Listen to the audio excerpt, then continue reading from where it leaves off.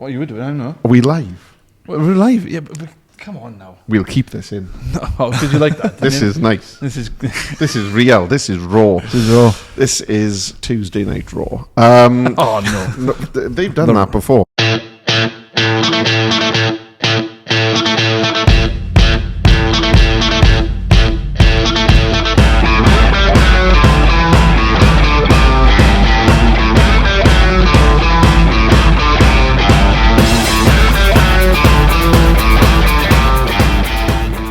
Hi everybody, welcome back to Just One Man Podcast. I say welcome back. I presume that you've followed us and that you've watched the other episodes, and if you haven't, they're all on YouTube for you to watch, or they're on Spotify and Apple Music and Apple Podcasts and Amazon Music. Amazon Music. Yeah. It's everywhere basically you get your podcast fix. So if you haven't watched them, go back and watch them, and Please then watch do. this. Please do. There's no continuing theme through them all, other than I get talking? worse. I get worse as it goes on. Yeah. But yeah, we're back, and it's a bit festive.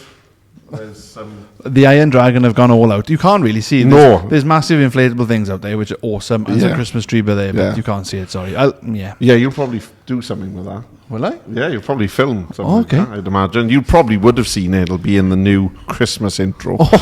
Right. But yes, anyway, enough of the bullshit. Yes. We're We're here to talk. We are here to talk. And not bullshit. Well, can't guarantee No, anything. no. But we are joined by Zachary. Hello, everyone. Welcome. Thank you for having me. No problem at all. Thank you for being here. Thank you for making the journey. It was a long journey. It But was. worth it. It was. So, as I was saying before, we went on the air as if it was a red light moment. I came across you totally by fluke, which does happen quite a bit. Well, yeah, you get places. You do. I do find people. It's not. It's. There's nothing untoward. There's no stalking going on. But no, I came across you completely by fluke via a mutual friend, who I suppose we can name. We can name Alex. We can name Alex.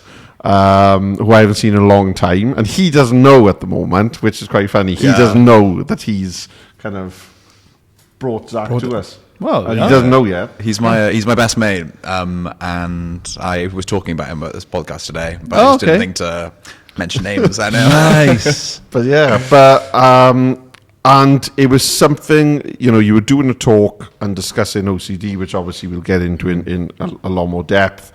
But it was something that as I was kind of watching the clips and that, and kind of having a bit of a troll through the Instagram, I was like, do you know what?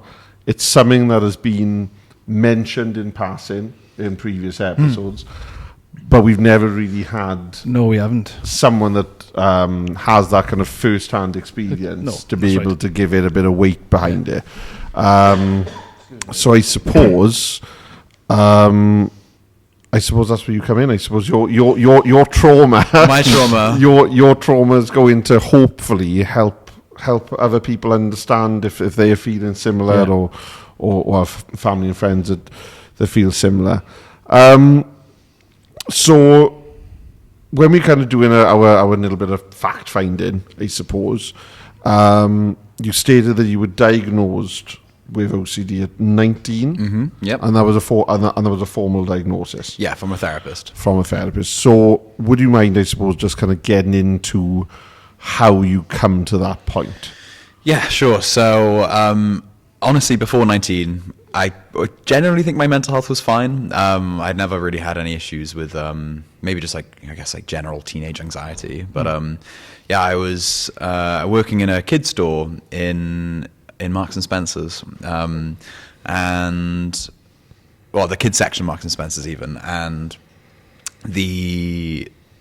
this weird man came into the store. Basically, he was like this older man, and he was being really weird around the kids' clothes, and he ended up, I kicked him out in the end, and it started this conversation with me and my friends, me and my colleagues, kind of just about like the psychology of a pedophile, basically, like what's it like to be in the mind of someone like that, which I feel like is just a conversation that most people have like had in some capacity, and yeah, it was just like a mundane kind of interesting conversation. And then as I was walking away from it, I was walking up the the shop floor, and I remember exactly where I was when I was just kind of still pondering on the thought, and my brain kind of just went to this place where it just said, I was like, well, what if the reason you work in a kids section is because you're a pedophile, Zach? Wow. Yeah, and it was like, I don't know if you've ever seen the movie Get Out. Yeah. It's this horror movie about... I don't like horrors. Oh, well.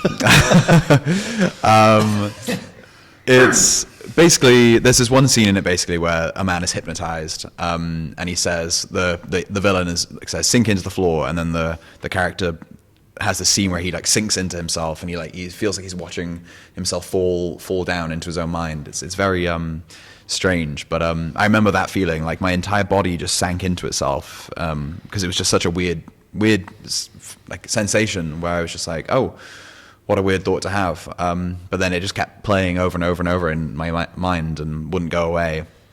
And then it kind of just expand. I went to bed that night thinking like, oh, well, maybe I'll just go away and I'll wake up in the morning. But I woke up in the morning and it was still there. It was just this kind of constant repetition of that saying, like, what if you're a pedophile? What if you're a pedophile? And then finding proof to show that I wasn't and stuff. And then my mind would be like, wait, what about that time when you were 7 years old and you were on a beach and there was another naked 7-year-old there? Were you looking at them weird then? It's just a complete irrational thinking and just didn't make any sense to me. And then I started trying to I'd get into like these like compulsive behaviors of just like overly just searching online, trying to like prove that I wasn't one, and like checking my memories and saying, no, there was that time you dated someone that looked old, then I started like on Tinder looking at old people to try and like prove something. It was completely debilitating, but I didn't know that it was OCD at this point. It went on for months, just this 24/7 cycle. Like it didn't go away. It was just a constant drum in my head. And along with that came like really intrusive thoughts then. So I'd get really graphic images of kids, or like just like really violent images, which are really horrible. But then in your mind, you're kind of like, well, the only reason you could be thinking these things is because you must like them. So yeah, just very much completely had me spiraling. And I kind of opened up a bit to my mum about it. And I come from a very religious family. So the kind of thing and the best course of action, I guess, from their perspective was to send me to a Christian counselor to talk about it. So I went to this Christian counselor and I explained it was the first time I'd ever said the word out loud, being like, oh, well, my mind is saying that I'm a pedophile, but I'm not, and I don't know what's going on.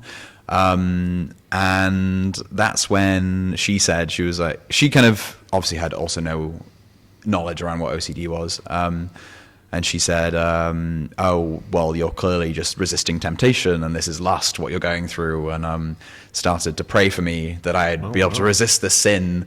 It was mortifying, but that's pretty intense. Yeah, that kind of triggered this very, very dark part where I began to self-harm and got very suicidal and got into like quite bad drug abuse. Because in my head, it was kind of the thought that was then running in my head was, I would rather be dead than be a pedophile. Like this isn't me. It can't be me. And if this is me, I don't want to live. And that's when I Googled how to get sectioned. Because I was like, well, I can't kill myself because I have a family and everything, but I can't let anything ever happen. I can't ever harm someone. So I went online and typed that in, and the first thing that came up was this charity, OCD Action, and I saw the word POCD, which is pedophilia OCD. And I clicked on this, and it was this forum of thousands of people saying the exact same thing as me, being like, my mind is saying this, but I'm not. I don't know what to do. I'm really depressed. And then I went downstairs to my mum, and I was like, this is what it is. And then within a week, went and saw a therapist, an OCD therapist, and they were like, yep, you're actually going through the most common form of OCD. So OCD is ego dystonic is the word, which means it's the opposite of your values. So whatever, at that point, I really wanted to work with kids, and I really valued like that environment, I suppose. So that is what your OCD will attack. So that's what the ego dystonic means. But yeah, so I had that therapist diagnose me there, and then I got into medication because I was self-harming. And the medication actually just did such a wonder. Within my doctors have always kind of laughed and said I have like an old man's body in this regard because it takes me like a day for antidepressants to work for me, which isn't normal. It should take like 3 weeks. Yeah. But like literally a day later, and then all of these thoughts were gone. Wow. Yeah, it was just this really weird blip in my head. And that theme never came back. It was, and I've learned, and obviously in my years of starting up my page, I've learned about, and I've experienced so many more themes of it, you know, whether it's like, do I actually fancy my dad? Or am I sexually attracted to my rabbits? Or am I transgender? Am I actually straight? Like, it doesn't really matter what, there's an infinite amount of themes it can be, as long as it can play at you and get to you and make you doubt it. The French used to call OCD folie du doute, which means the madness of doubt, because it's all about just this. If there's even a slight chance that you could doubt something about yourself, then OCD will play on that. Right. Okay. And yeah, so it's not this. And then the compulsion side of things. So for most people that have like cleaning or organizing or that like physical compulsions, but I think a lot of people would know that as well. That's the side of OCD people know. It's interesting you say that, because it's like when you associate OCD with someone, it's just like you said, the cleaning part, or got to open the door 3 times or lock the door 3 times, or it's that sort of routine, but you've got to check it because you're doubting yourself. Yeah. That's not locked, or it's not locked again, etc., etc. But you don't go into the side of like what you went through for 4 years, you know? Yeah, well, it's like, and I think it's the important part of because the you know, checking the doors 3 times or cleaning are all parts of OCD that happen, but I think a lot of people just don't understand why they're happening. Yeah. It's not, you're not cleaning because you like to clean. You're cleaning because if I don't clean this 3 times, then my mum will die. Or if I don't switch this light off 3 times, then it's proof that I killed someone last night. Yeah. Right. So it's completely this irrational spiral between obsessing over something, having anxiety, having ways to reduce that anxiety, like counting something, and then you just go back and forth between those obsessions and compulsions, which is what makes it obsessive compulsive disorder. It's in the top 10, World Health Organization in 2001, so it's quite outdated, but the OCD community loves to use it. It was given the title of like in the top 10 most disabling mental illnesses. I believe it's higher now. But yeah, it's a completely misunderstood disorder, and it takes, on average, around 14 to 17 years to diagnose because of all the misinformation around it. Yeah. So I was really lucky with a 4-month diagnosis. Yeah. But yeah. Wow. Yeah. You said that you started up a page.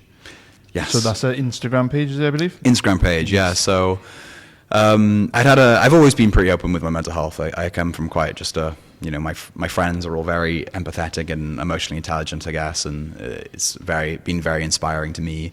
So I was already posting online about having OCD after I found out, but then I had a few people message me saying like I'd love to see videos on it, because that first theme was a minute theme in the long run of it. I went through relationship OCD, which I'll talk about in a bit, I'm sure, but was my main theme.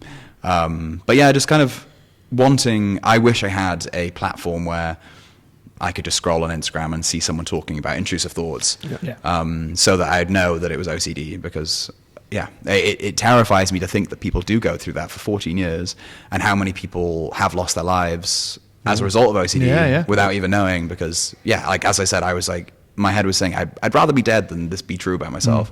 To have those thoughts going on in your head for like 14 years, it's crazy to me. So after the 4 years that you suffered then, which, well, you said that it basically destroyed your life then, having that, opening that page and kind of putting it out to the wider community online, would probably, it's another sort of therapy for you then, knowing that you are kind of giving everybody else really the chance to learn about it. Yeah, I think a big part of it was just this realization that the biggest barrier to my mental health was the shame I had around it. So if I just put it all online, I guess it's everyone's business then. And, we were talking yesterday in club about social media and how is the kind of debate it was is are we what's the saying? Rod for your own back, but. Well, yeah, have we opened Pandora's box? I think I use the expression of on paper, social media has some fantastic uses, and it can be used to network and reach out and bring communities together, but then it also has really negative connotations as well, and things, there are, online bullying and comparison, and kind of subcultures and subsections, having breathing room where they normally wouldn't. But yeah, that was something that we kind of chatted about last night. So I think the fact that you've kind of taken the power away from people by kind of controlling your own narrative and saying, well, if I'm going to put it out there, then you can't do it before me. So I'm just going to do it. I think that's incredibly both clever, brave, but also I think it's empowering to other people to kind of know that you can be open and you can talk about things. Yeah, exactly, and thank you for saying that. I think the best part about this page is it's got me a lot of opportunities, I guess, that I would never have imagined having. But the main thing is just all the messages I receive of people who've either realized that they have OCD or are just thankful to have someone talking openly about it and validating their experiences, because it's so common. Like it's about 300 million people in the world experience it. So, and no one is really speaking for them. So it's just good to feel like I can, I guess. But because how does it make you feel as someone who's kind of had I'd say a very complex diagnosis, and it's attached to kind of pieces of uncomfortable subject matter as well, to have the branding of OCD when you think about what the average understanding or misunderstanding rather of OCD is, because I think I certainly have been. We're all guilty of it. You've seen someone kind of cleaning, or they like something a certain way. Oh, don't mind him, he got OCD. And you listen to that, and then you listen to you, and it's just like, well, hang on now a minute. Yeah. I think you need to understand it a bit more, rather than just throwing out, those kind of terms. But how does that make you feel when you hear it kind of bandied about quite loosely then? It pisses me off quite a lot. It's well, just as it would, yeah. I think and it's such a colloquial term in pop culture as well. Like Khloe Kardashian, she has a cleaning show called CloCD. It's so prolific in pop culture, and it's such a word that everyone uses. I've seen so many celebrities use it, and it's I don't feel angry at them, because it's not coming from malice. It's a misinformation thing, which is why why educating about it is so important, because so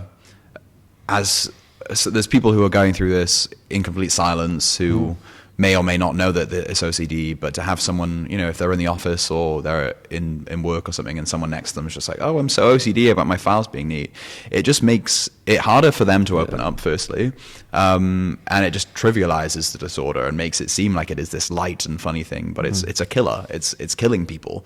So it's just so important that we just have the right education around it. Yeah. Well, yeah, and I think,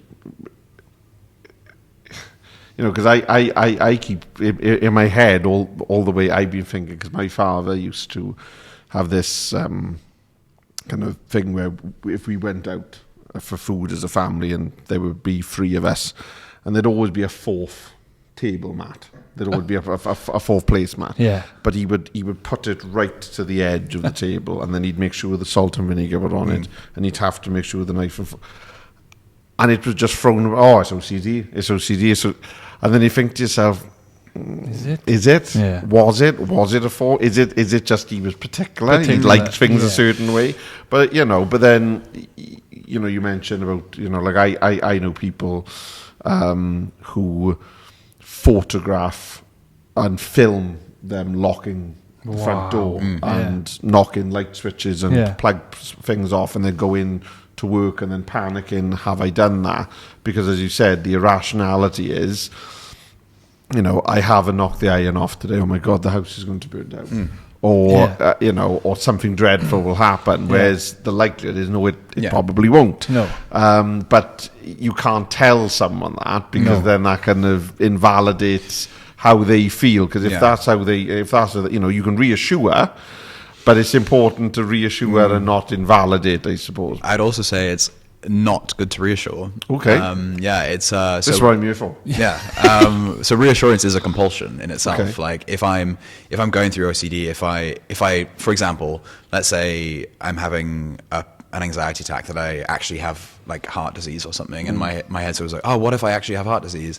What I'm going to do is Google, or like I'm going to ask a friend. I'm like, oh, do you think I have it? And they're going to be like, no, of course you don't. Okay, yeah. And it's the right, and like as someone from outside, it feels like the right thing to do, because it's the kindest thing to do. It's just like, oh no, you're fine, don't worry. But that's a compulsion for them. You're feeding that person's OCD, and you're feeding their anxiety, and that's not going to make it go away. That's going to make them be like, oh, okay. Oh, but wait, they didn't answer it correctly, so I have to ask them again. And they're not going to stop asking you. Okay. So the best way to actually deal with someone who's going with OCD is asking you for reassurance, is just give them very grey statements and being like, we can't know these things. Like life is uncertain. You can't know anything, but like that's okay, and that's the beautiful part of life. Like the only way out of OCD is to accept uncertainty. To be like, you can never know something for sure. So therefore, like, stop trying to find a definite answer, because you can't, basically.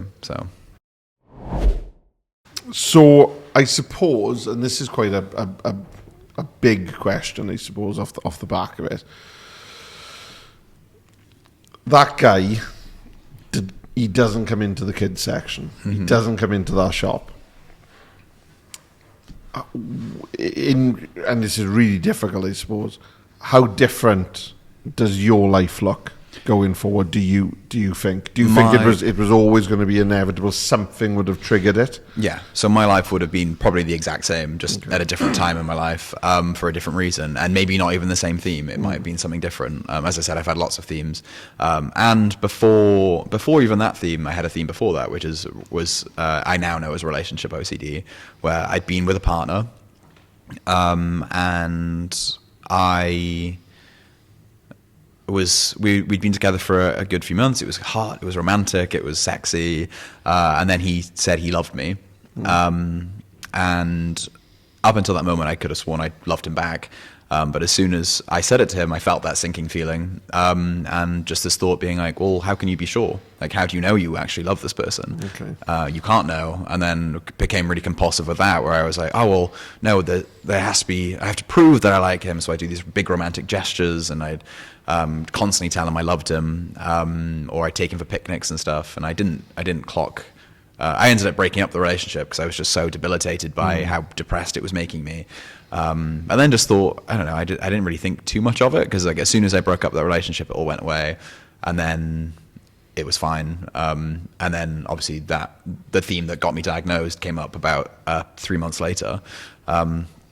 So it was there already, but I just didn't have the words to get it diagnosed before. And then even after, when the like POCD theme disappeared, it happened with pretty much every single relationship that I got into for the next 5 years, where every time I'd get into a relationship, I just have the thought like, well, what if you hate them? Like, what if you find this person repulsive? And then just like these really like critical thoughts of my partner, which I didn't realize was OCD until about 2 years afterwards. But yeah, so it was always going to happen, basically, in one way or the other. Yeah. Going back to your page then, once you sort of started that going, it kind of grew bigger and bigger, and you said that you've had sort of opportunities then that have come to you. One of them having, well, multiple really, being featured in a game on Steam about mental health, which is, again, Steam is a massive community on PC gaming and stuff like that. And then it says on my cheat sheet, cheat sheet again, people. Having one of your videos win a digital content of the year headline in Islands Awards, and then being involved in the production of an OCD in the Brain, which is an online resource to help people understand the neurological side of OCD. How does that make you feel? Yeah, it's crazy. Yeah, it's weird. I don't think it really hit me sometimes, that because these are all just such nothing. None of this would happen if I hadn't like started my page or anything.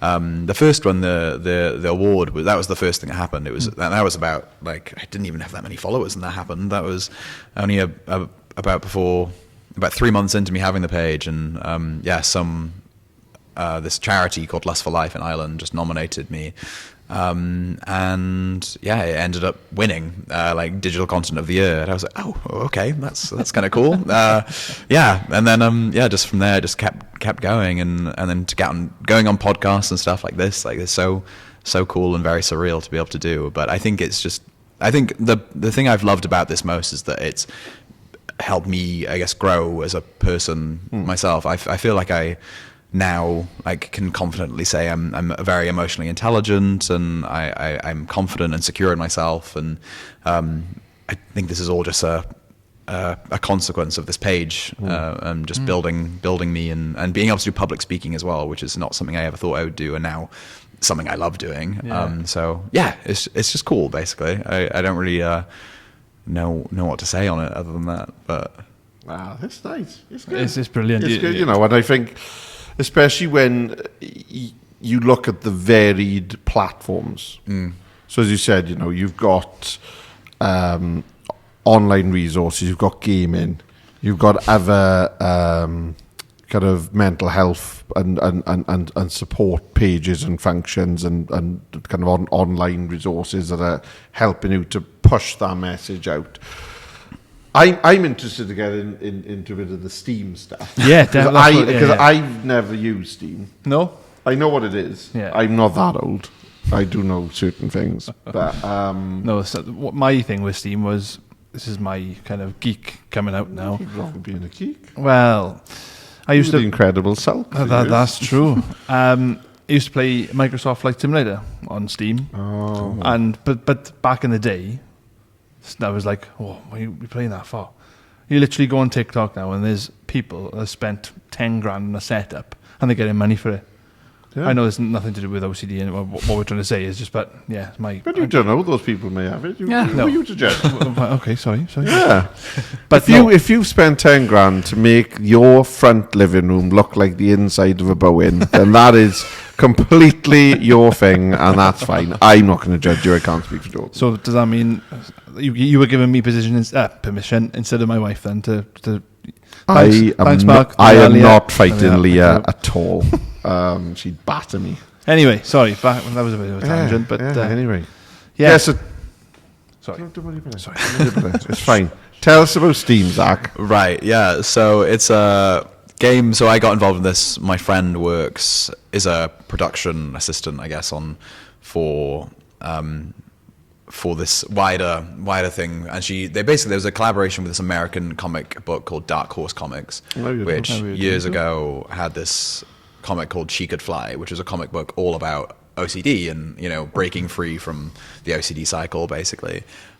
So basically, Dark Horse Comics, University College of London, and OCD Action all kind of collaborated together to make a game, and it's a documentary escape room game. So it's kind of you're walking through a room over and over and over again. It's kind of just trying to interpret what the OCD cycle is, and every time you walk through the room, there's something different that you need to find to get through to the other room again. And every time you complete a room, it turns into like a documentary style video. So I'm on those documentary style videos talking about OCD. So you have like a mix of like therapists, like psychologists, and like actual people who've like researched it, and then people with lived experience like myself, talking about OCD. And then by the end of it, you're free from the cycle of OCD. It's a cool game. It was cool to be involved with. It got nominated for 3 awards at the TIGA. I don't know what it stands for. It's like it's the gaming awards, basically. Yeah. Call of Duty won one of them. So, but yeah, so that was cool. And yeah, I think I don't know much. Like, I wasn't super involved with like the production side of the game. I was more just on the being interviewed for it and had on the press tour, I guess. But being involved in a game that's centered around mental health is a win-win. Really Yeah, it was really cool. It was really cool to play it, and just seeing myself in a game was really funny. Just so weird. Yeah, because I think it's being in a video game and having your own action figure. Well, exactly. That's pretty much that's all I ever did for. WWE. And I haven't done either. Was he in a... No. I was on a DVD once. Yeah, I was in the crowd of a WWE event.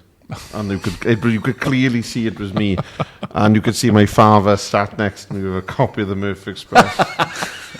And all the fireworks are going off at the start of the show when everyone's cheering. And see my father with a newspaper. But yeah, I think that's fantastic, and it's still very much available now. Still available. It's called She Could Fly on Steam. So go and check it out. Go download it. It's only £5. So there you go. That's a bargain. Link it below. We will, won't we? Yes, we will. He will. I will. I don't do that stuff. No. I don't have to do it. So you kind of your mental health journey is obviously one where you've had these kind of really big lows. I think that's an understatement, probably. Because as I said, it is you're not dealing with your typical kind of triggers. They are things which are kind of societal taboos as well. So you've got all that to kind of contend with. What if other people think that I am? What if what if I am? What if I? All these different things going on in your head. So for you to come out of it the other side and the way you have, I think is phenomenal. And to kind of own it and do the work to understand it, because I always say, don't I, about like the why and why is something the way it is, because I think every other aspect, your what, your when, your who, that's great, but when you understand why something is the way it is, you can work with that, you can do something with it. So I think the fact that you've kind of found your why, I think is fantastic, and the fact that you can help other people. So you've mentioned as well about some of your self-care, because I do believe that for us lot within the wider mental health community, I think self-care is a huge it's a huge part of it, and keeping our heads above water. So what does self-care look like for you currently compared to what it may have looked like previously? Currently, I guess it's just I'm very into my music. Writing songs and like writing music is kind of my cathartic side right now, and just art and like just being creative, I guess, is where I'm at for self-care stuff. I think generally my mental health is great now. So it's nice to just take time and make sure I have my own time. I suppose I'll turn my phone off for an evening and just look after myself that way. And then journaling as well. Journaling's been a real big help to me, and I guess now, like navigating how to actually journal, and because I was convinced that you had to be writing like, oh, dear diary, and like blah blah blah. But I've always been interested in that journal. Yeah. My wife started it, and in 2020 lockdown, having a baby in lockdown, and she started doing it, but then she kind of not fizzled out then, but yeah, it's just finding that how to keep it going. Exactly, and I think just knowing that you don't need to write loads. Like sometimes I write a word. Sometimes I write just like out of 10 how I'm feeling. Like it's not about how much you're writing. It's about the quality of what you're writing, I suppose. And like what that means to you, because no one else is fucking reading it. No. So yeah, can I swear, by the way? Yes, it's fine. Everybody asks that after they swear. Go for it. It's marked as not made for kids on YouTube anyway. Right. But because I started journaling, because in fact they released it as an update, didn't they, on iPhone last year. Oh, did they? They actually added a journal app. I didn't know that. But it was one of the ones that they preload as part of their software updates. And I I was doing it, and I'd have the reminder every Yeah. day to do it, and I was but I found that I struggled because I think I felt like I had to say something every day, and some days as well, you don't really have it. Some days you just it's all right. Yeah. And I think the problem is I distanced myself from it because I thought, I haven't got the time, and if I'm not going to put anything of any substance down, what's the point of me doing it? Yeah. But as you said, someday it isn't about kind of exactly what's going down on there, as long as it means something to you. I think as long as something's going down there, it's more about the pattern of doing it, I think, and just being consistent with something. That's really good. If every Tuesday you could write down the word absolute fucking shit. Why is it on a Tuesday? Why is it on that time of the day? And then you think, and then you find out exactly the why. You're looking more into the why, and then you can hopefully try and figure it out, kind of thing. Yeah, exactly. And from a music point of view, as someone, I'm the music one, really. You are the music man. I'm the. Come on, we layer that. I'm sure that's in the public domain now. It's so old. But when you say that you kind of write, do you kind of write songs from just a lyrical point of view, or are you writing it with music? So I'll write I can't really play piano that well, but I can work my way around the piano. Everyone who's like class at piano says, I can't really play, and then they end up it's like an Elton number. It's I can't really play, and then all of a sudden, it's like Ron Burgundy and Anchorman, but he brings his own jazz flute. So I wasn't expecting to play.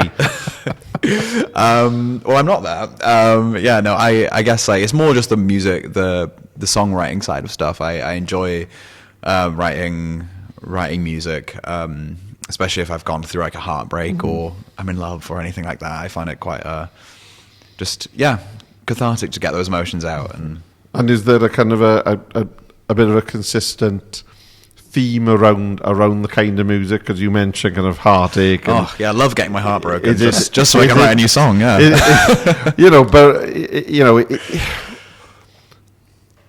Are there moments you think, I gotta put this down into a song? Yeah. Or does it tend to be more of kind of, okay, this could be the next big Meatloaf number. This is going to be, I Do Anything for Love Part 2. Oh, I wish. No. I have never really thought about. My friends tell me to release music. It's kind of like the thing I play to my friends. I'm like, what do you think of this? And then they're like, yeah, do something with it. But I don't know. I kind of just like it being this little thing that I have. But I think that's cool, because I said this to my wife recently about Adele, and I don't mean to throw shade at Adele, because Adele she's a fantastic singer. She's great, but it always kind of annoyed me, because she had this kind of part of the persona would always come across as, I do this for me. I don't like the fame. I don't like the other. So I'm like, yeah, but you're charging people $6,000 to see you. A residency. So if it was really about keeping it as your thing, you wouldn't release albums and Absolutely go on world tours. No. So I think it's quite nice that you've kind of got something that is yours, that you can share when you feel like sharing it, but there's no expectation of, you aren't going to.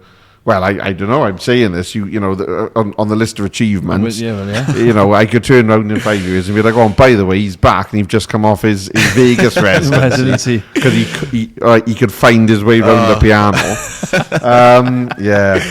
I bet you like that. I bet, because every week when I go down to Cardiff Central and there's that piano in the corner, right? And guaranteed. There one there, is there? Is there? Well, yeah, because they did the pianist show, didn't they? Lang and Mika. That's it.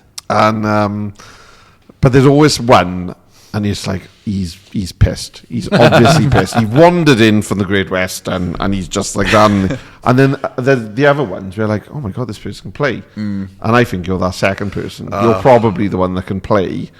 I wish. And there are people around them, and they got phones, and then it turns in this viral moment. That's my fantasy. That's what I imagine happens. Yeah. But and then Billy Joel walks on, and he's like, "Oh my God, I didn't know you were here with this full lighting setup around me."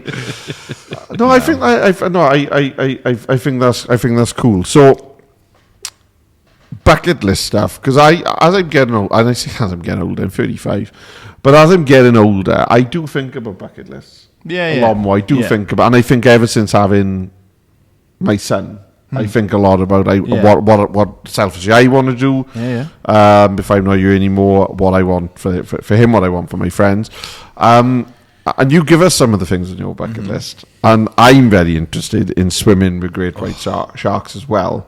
So we'll have to sort that out, because I want to go. No one will go with me, because everyone thinks I'm insane. Yeah, I don't want the cage either. I want to be like free swimming with great whites. Well, you let me know how that goes, because I'm more than happy to go, but I do quite want to be in the cage. As long as they're fed, they're well, yeah, they will be on your leg or your arm or your side. Like, I've seen Jaws way too many times. It's literally one of my favorite films. Gosh. But yeah, no, and you are saying about skydiving as well, and you were saying you come from a family of skydivers. Yeah, I'm the only one to. It makes it sound like they're all like skydiving every weekend, but like they've all done a skydive. I'm the only one to not do it. Yeah, like you're ringing your mom up, but I'm just on the way home, just seeing if you're around. Yeah, I'm actually skydive here. But yeah, and interestingly, you want to have your own TED Talk. I love my own TED Talk. And that's what I was just going to say is, from somebody who just said that public speaking wasn't their thing, to having one of the biggest public speaking domains there is. Would love it. How do you even I don't know. You pay a lot of money. Yeah, it's not easy to come by. You have to go through like a stringent application process. The TEDx talks are a bit easier to get, but even then you have to pay like £700. It's not free, unfortunately. But it's doable. It is doable. It is doable. Yeah, but it's not even guaranteed you get one if you pay that. Oh, right, okay. Either. Yeah, you pay £700 for like the pitch, basically. Oh, wow. Yeah, and then they're like, that's maybe rough. Yeah. So would you say then a couple more years, plug in your Instagram channel? Oh, I'd love I don't know. I'd love to have my Instagram be my full-time job. Yeah. Because I don't like I work as a recruiter as my main, which isn't fun. But yeah, I'd like to be able to make, I guess, like an income from the page in a non-exploitative way of some sort. Yeah. So I'm not sure how that works yet. Instagram don't really pay you. No, I know. No, we know. They will pay you, but you need 1,000. You need to have made a deal with the devil. I think it's like 10,000 followers is when you get sponsors and stuff. But we'll all get there one day. We will. Got 500. 500. Just 3, 4. Watch it drop. No, but I found your dream job quite interesting because it's very specific. Oh, it is. Owning your own HIV-related mental health charity in Kenya. Yes, it is. So where's that come from? So I studied. So there's like multiple layers to this. So I have always had like a big passion for like HIV awareness and like helping people understand that it's not this killer disease anymore, killer virus. Yeah, and it's this virus that as a gay man has kind of been imprinted on me as something I should be worried about as well. So I guess I've just like been quite passionate about the education around it because it's so incorrect when it's not gay men who are getting HIV, it's women that are getting HIV, and no one's talking about that, and as a result HIV is going up. So I'm very passionate about that. I then did my master's in international development and Swahili, which is native Kenyan for anyone who doesn't know. And yeah, so I can just like mixing those two, and just I would love to just the way that HIV and AIDS isn't talked about in outside of like the gay circle, I guess, and it's not talked about in Africa, or it's talked about differently in Africa. And I just think providing spaces for people who have HIV in Kenya, especially women and children, to just come together with other people who have HIV and like talk about it honestly and talk about the diagnosis and what that means for them and how to get the best support. It's just something I'm very passionate about, basically. So yeah, fair play. It's well, it does need to be spoken about a hell of a lot more. So like everything else, basically. I would want to say like towards men. I don't want to be kind of like segregating the women as well, but HIV is always been. It's not the stigma. Like we watched that. I thought it was phenomenal. We watched It's a Sin. Great show. On Channel 4, and I was there. There isn't many programs that can really not only hold my attention, but I started feeling a bit disappointed for the kind of non-LGBTQ plus community of that time frame, and since, to be honest, because there is still stigma and there is still unfortunately kind of homophobia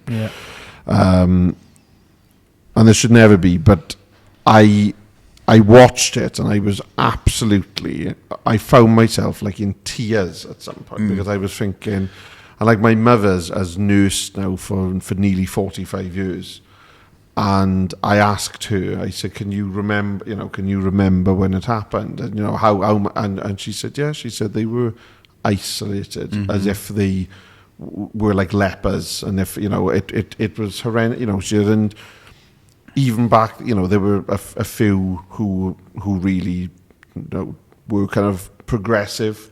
There were progressive nurses and doctors who were like, this is wrong. But the establishment and the fear was unbelievable. And I watched it and I was just like, I can't believe that this was like 35, 40 years ago. And seeing, when I watched the documentary, seeing the blanket that they made in America and they had in front of the Washington Memorial, and I was just but it's so I think it's an incredible cause. Yes, 100%. That you want to kind of get behind. I just think I think it's around 29% of the UK is aware that HIV isn't a killer disease anymore. Like, you can have HIV and have unprotected sex and not pass it on. Like, it's called U equals U is undetectable equals transmissible and untransmittable. So as long as you're on the medication, you cannot pass it on to someone. And people who have it, like, the more research is coming out that people with HIV live longer than people who don't have HIV now. There's so much but still people just think it's like you can't touch someone who has it, or just think everyone who's gay is. And for the first time ever, it's not gay people who are catching it. It's women predominantly who are catching it now for the first time ever. So which is why education around it is so important, because women don't think they can catch it. No, and I think that's always. It was, and I say, and this is not to kind of devalue it, but it was almost like COVID. When COVID first happened, you were basically told if you weren't elderly or you weren't extremely young, or you didn't have underlying health issues, you were fine. Yeah. And I remember that it was, I think he was 17 years of age, and a young boy in London died, and they said it was COVID. And everyone lost their shit because they were like, oh my God, it can happen to anybody. Yep.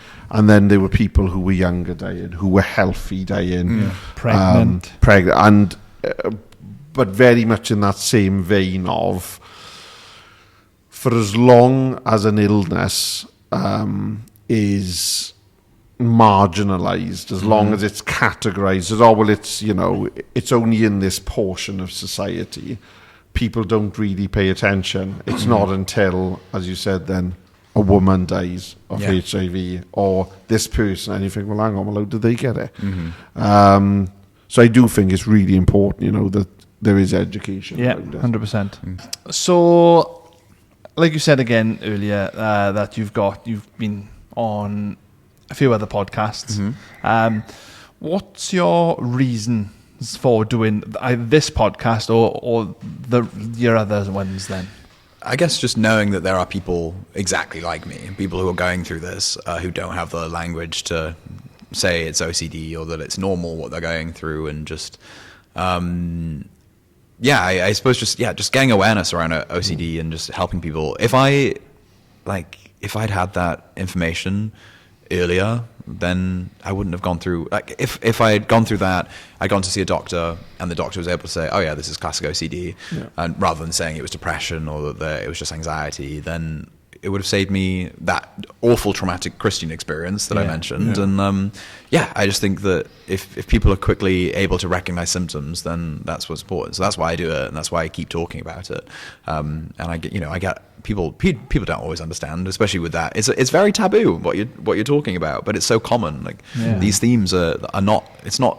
I'm not talking about like a rare thing that's happening in OCD. That's so common for people with OCD. So just being able to speak about it and kind of saying like fuck the taboo about it, and I guess as long as I don't know, guess that's it really. Well, like we said in the beginning, it's the fact of the educational part of what it's the full OCD, not the ones that people thingy it with, where like we mentioned, the knocking 3 times, the locking 3 times, all that sort of stuff. It's just getting the education out there for people to realize how much of a big deal having it is. It ruined my life. Like especially in university, like I was completely drug dependent on, just because it was the only time I wasn't really feeling any, I wasn't having any OCD thoughts, or I became like, very promiscuous with sex because I didn't think that I deserved to have a relationship, because I was constantly hurting people because my OCD was making me break up with people. It's such there is so much collateral damage to the disorder. So I just think it's just so important to help people understand the things like the 3 knocking, like 3 knocks and that sort of thing are all equally important. Of course. But like they're just understanding where they're coming from. I suppose. Then it's not just people who have OCD don't like what they're doing. Basically, that's no. And I think it. And you said I'm looking at Jordan's cheat sheet. It's not only mine. Thank you very much. I'm calling it yours. All right. I'm the one that gets it, so it's our cheat sheet. Oh, that's better.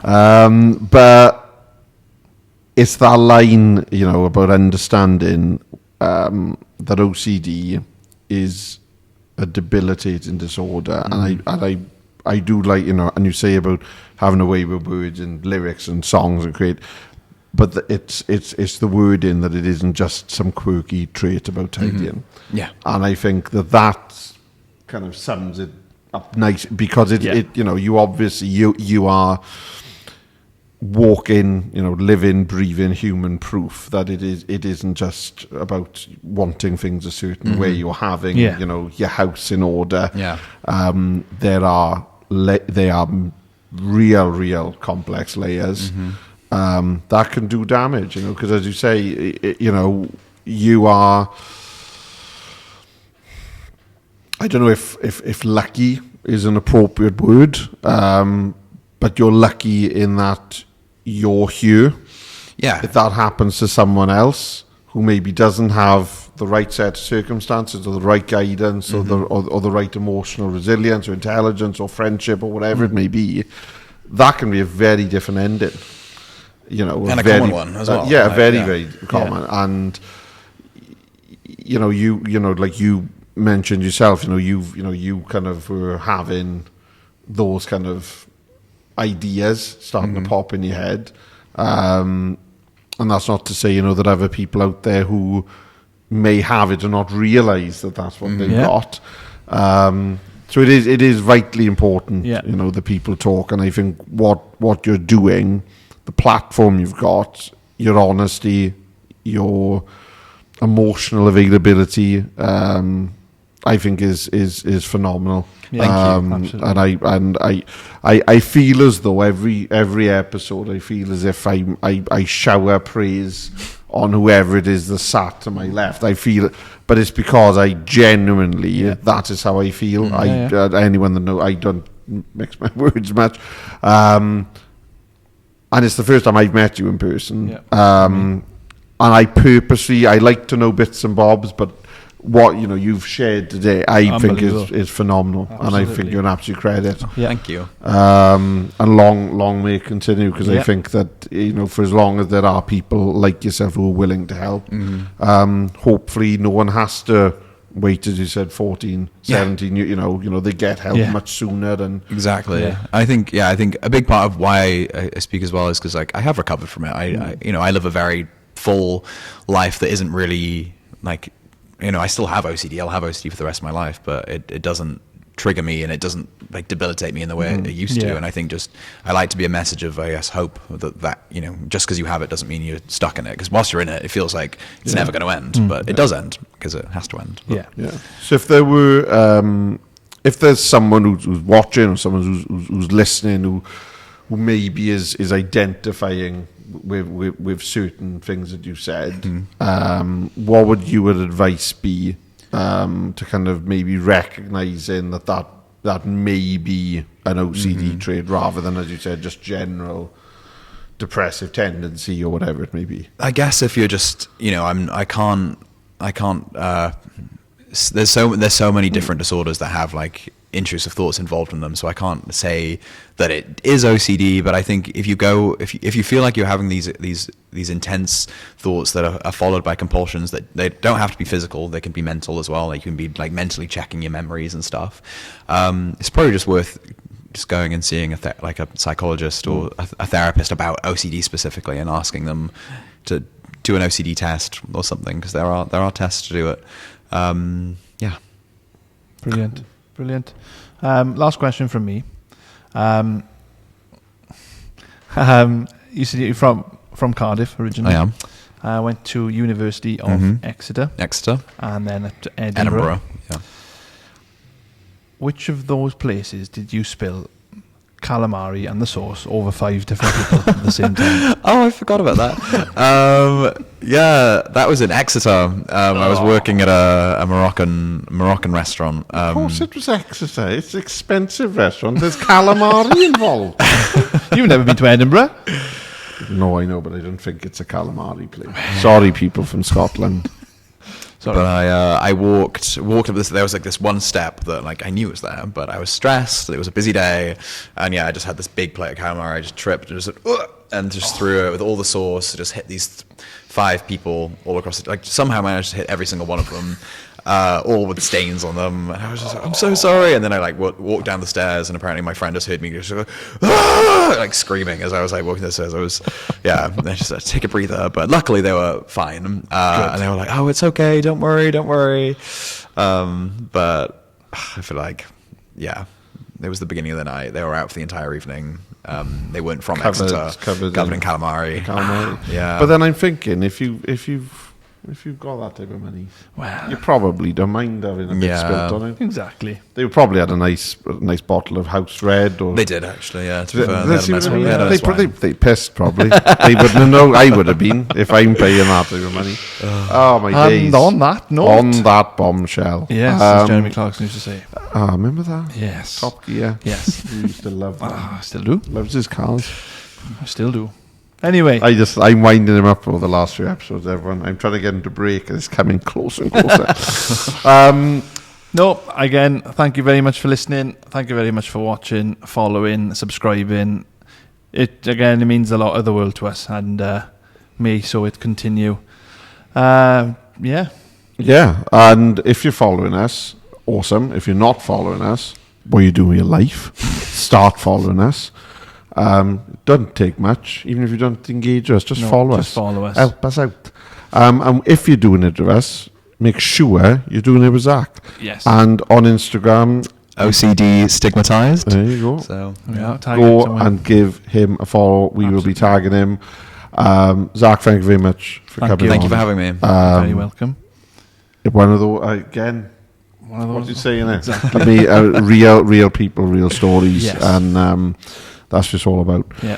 We will see you soon. Soon? We don't know when soon is. Could be after. Well, this could be a Christmas episode. Could be a Christmas episode. Jordan's pushing for it to be a Christmas episode. Everyone I want to sleep.